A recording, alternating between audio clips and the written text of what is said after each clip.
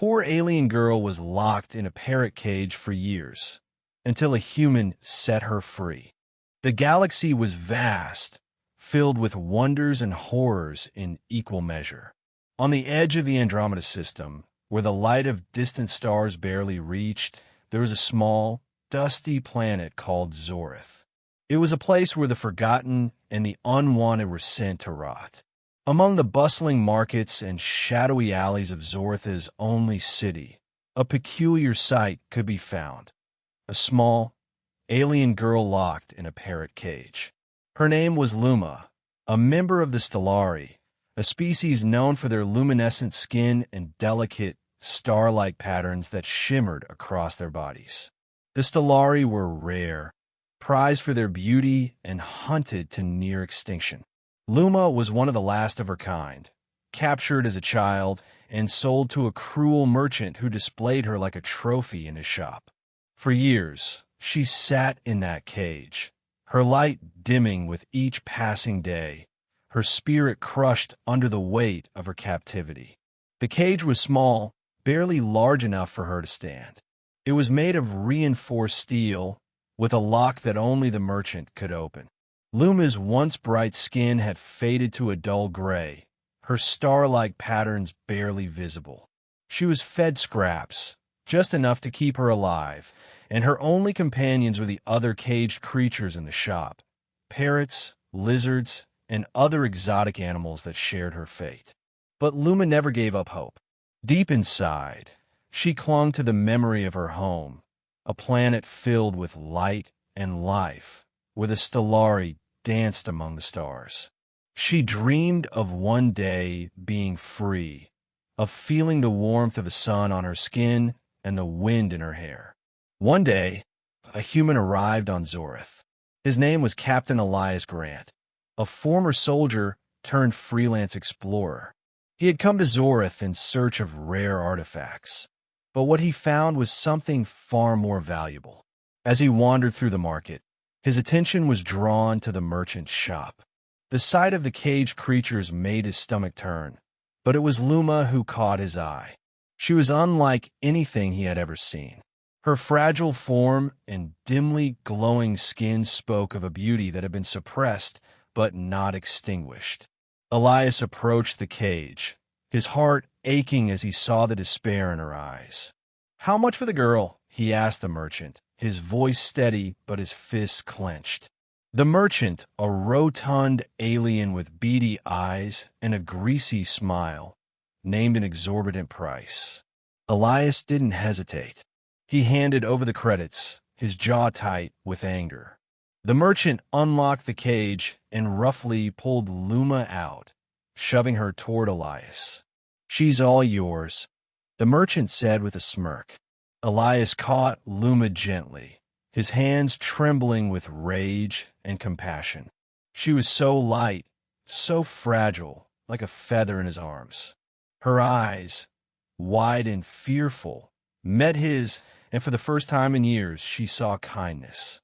Elias took Luma back to his ship, the Starblade, a sleek vessel designed for long journeys through the stars. He gave her food, water, and a warm blanket, treating her with the care she had been denied for so long.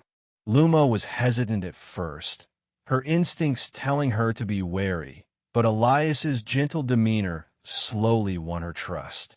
Over the next few days, Elias learned more about Luma.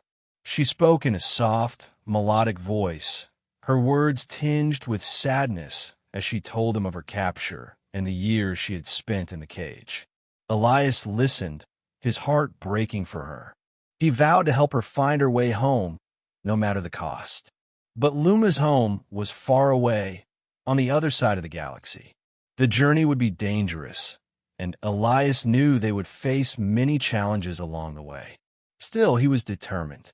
He had seen too much suffering in his life, and he refused to let Luma endure any more. As they traveled, Luma began to heal.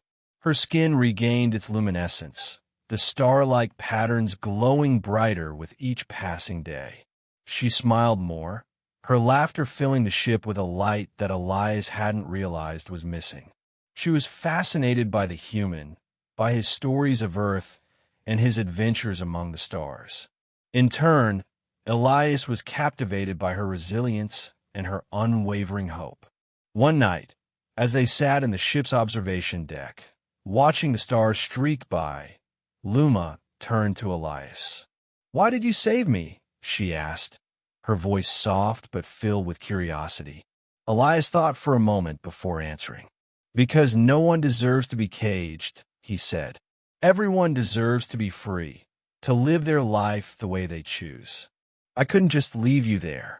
Luma's eyes shimmered with tears. "Thank you," she whispered. "You've given me more than my freedom. You've given me hope." Their journey was not without peril. They were pursued by bounty hunters hired by the merchant, who regretted losing such a valuable prize. They faced treacherous asteroid fields and hostile alien species. But through it all, Elias and Luma stood together, their bond growing stronger with each challenge they overcame. Finally, after months of travel, they reached Luma's homeworld. It was a breathtaking sight, a planet bathed in golden light, with vast oceans and towering forests. As they descended through the atmosphere, Luma's heart raced with anticipation. She was home. The Stellari welcomed her with open arms, their joy at her return bringing tears to Elias's eyes. Luma was reunited with her family, her people, and for the first time in years, she felt whole. Elias knew it was time to say goodbye.